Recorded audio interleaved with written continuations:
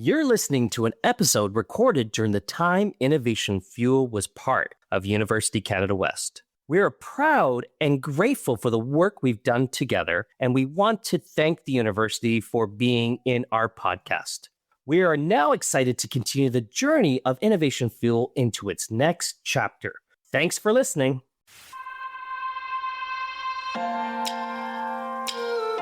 You're listening to Innovation Fuel, a business podcast by University Canada West.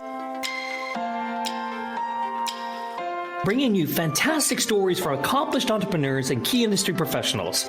Let's explore the entrepreneurial world through local businesses and our university community.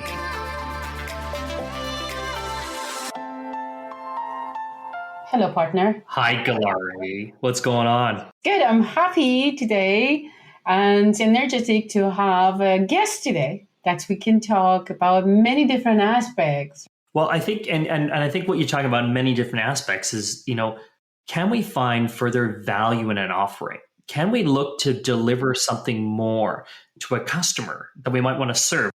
And can we look to see if there might be some rebates out there that might help in creating that offering and creating a new business model? Exactly. And you know that we are talking about everything for technology-oriented, innovative, digital-oriented, but sometimes maybe our product is creative, is innovative, but the way our offering, it should be traditional. It should be combination maybe of everything. And this is, I think it's creative to still use the traditional models.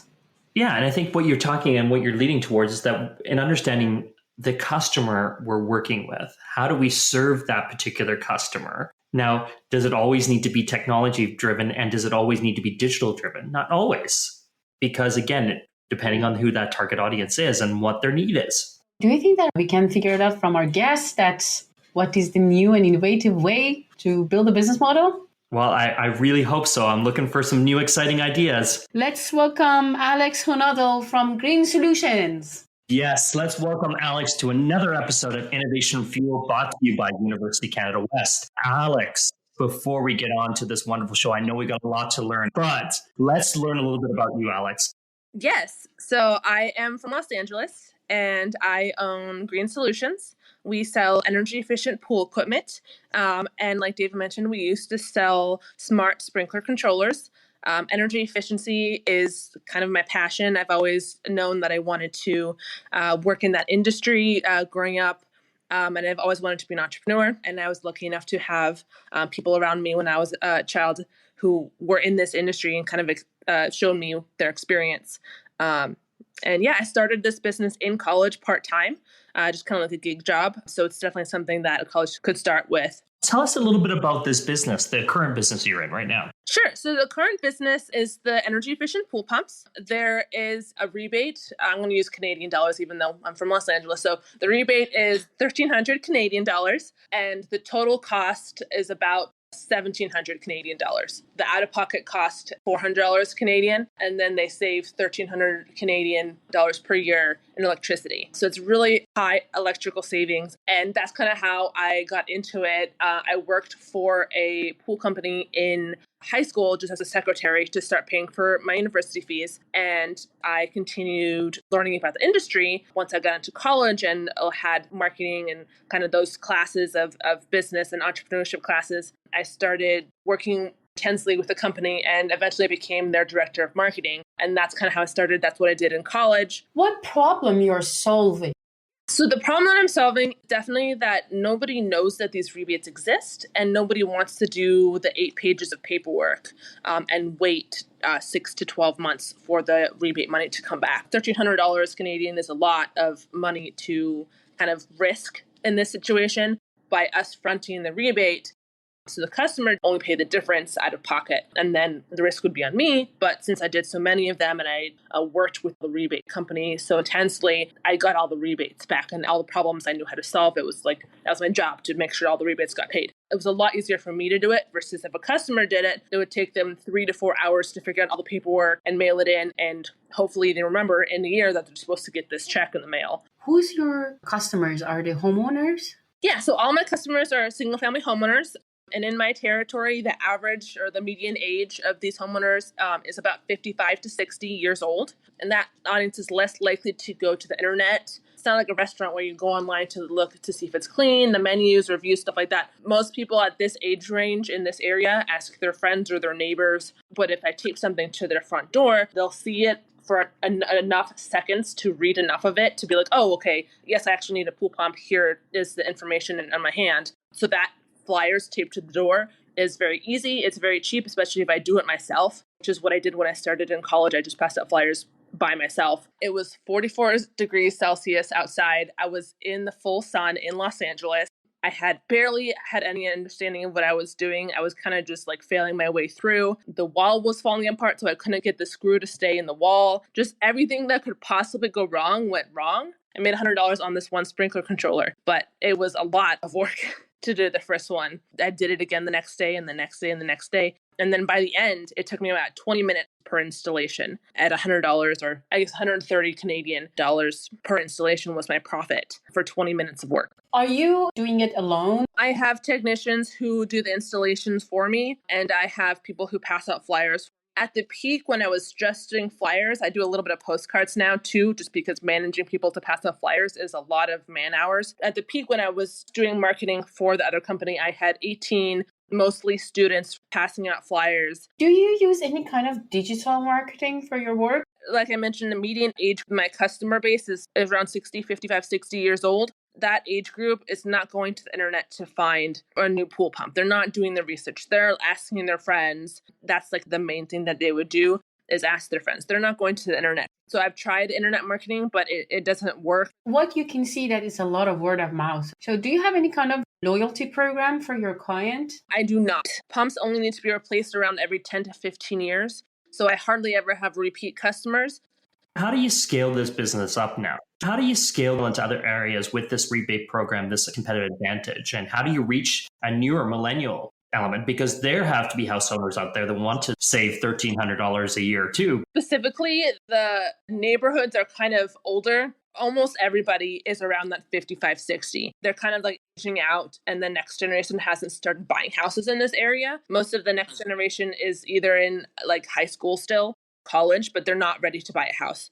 And I am expanding within Los Angeles. So like I mentioned, I do about 100 pumps a month, which is about 1,200 pumps per year. And there's about 15,000 pumps that break in Los Angeles every year, getting close to about 10% of the market share. I know that you don't do new installations. What about the maintenance? Do you have any maintenance activities or no? Pumps don't need maintenance unless you break something. So we do repairs for these pool pumps through the warranty. We actually have an additional year warranty through the manufacturer than any other company in Los Angeles, just because we do such a high volume and they basically trust us to do it correctly. So you don't have any other's relationship with other businesses to get their services for yourself. It's just manufacture. For the individual pool person, service technicians who just clean the pools, when they have repairs, they can't do them. So they can't repair the pumps. They don't have the education to know how to do that. So there are a few companies that do both repairs and clean pools within the same company. It's usually a 3, 4, 5-person company. The problem is for the individual pool person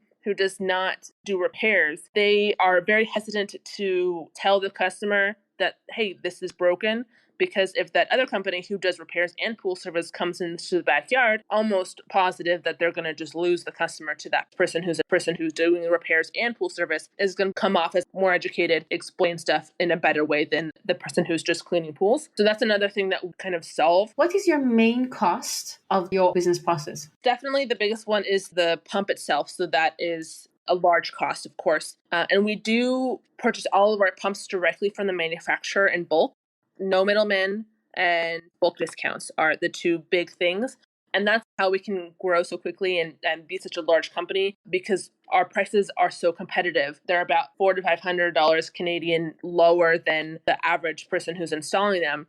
So that's a significant difference in price there. And when I was installing the sprinkler controllers, I kept talking to different manufacturers, and when I first started to price shop. So the SkyDrop sprinkler controller is the first one that I installed. And then they came out with a second product that was a little bit less expensive. I kind of beta tested their product for them. So I did a lot of work to learn how this new product worked within the same company.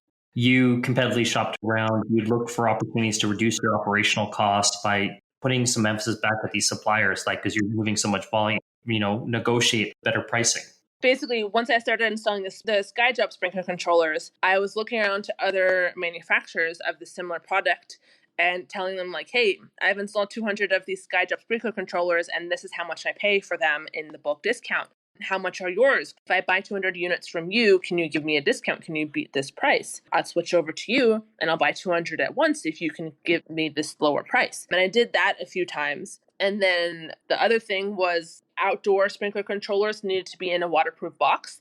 And the manufacturer sold a waterproof box for about, I believe it was like $55 Canadian. But I found a box that works just as well at Home Depot for about $15 Canadian. So that was another huge way that I kind of saved money there, since sprinkler controllers are something that you would never need to touch. So you don't need to press any buttons. You need to look at it. So I just kind of screwed it in the box and said, don't open this. I already programmed it. It'll change on its own for the weather, for the wind or the rain or anything like that. So you don't ever have to touch this. So I'm going to just screw it in this box and don't ever touch it. And because that was going to work and you don't need to go in there, I could save that $40 Canadian with any of the outdoor installations. And I just kept that as profit. We've got an element of economies of scale, and vertical integration could be starting to happen. Why not be the distributor for California and take even more of our market share of these products as well as installation? I think that I want to stick to just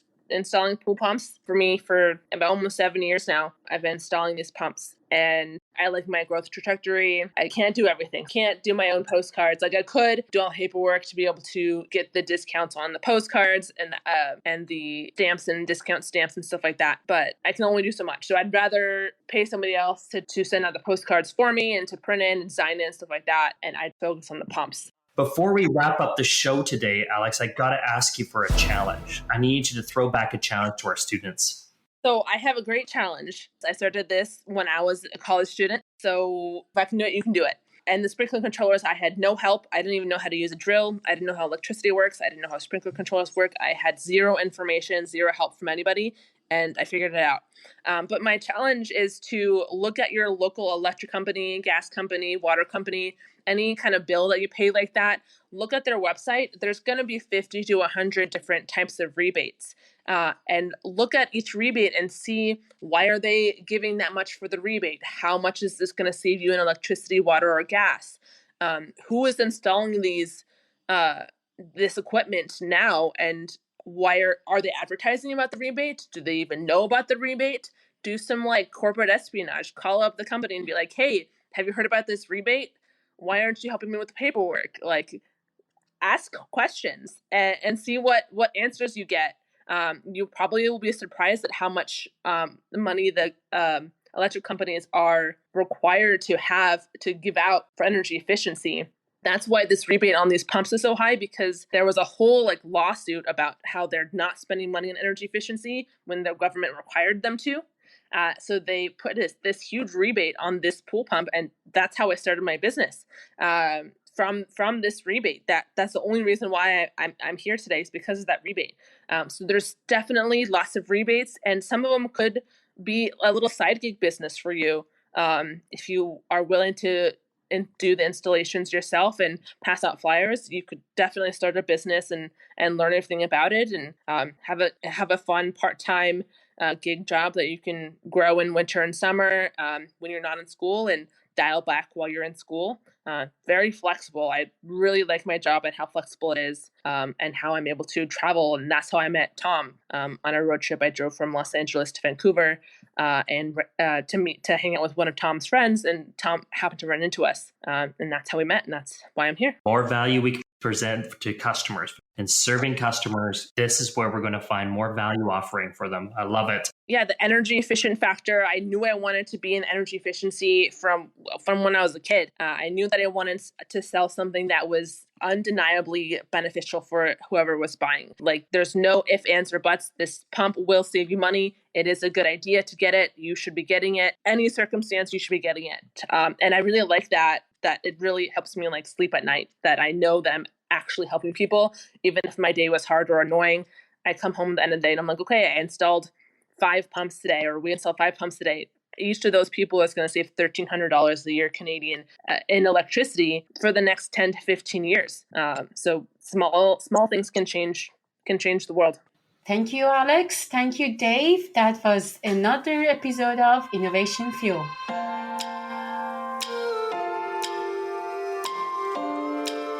Thank you for listening to Innovation Fuel. We are on all podcast streaming platforms, Google, Spotify, and Apple Podcasts. Visit our website at www.ucanwest.ca/innovationfuel.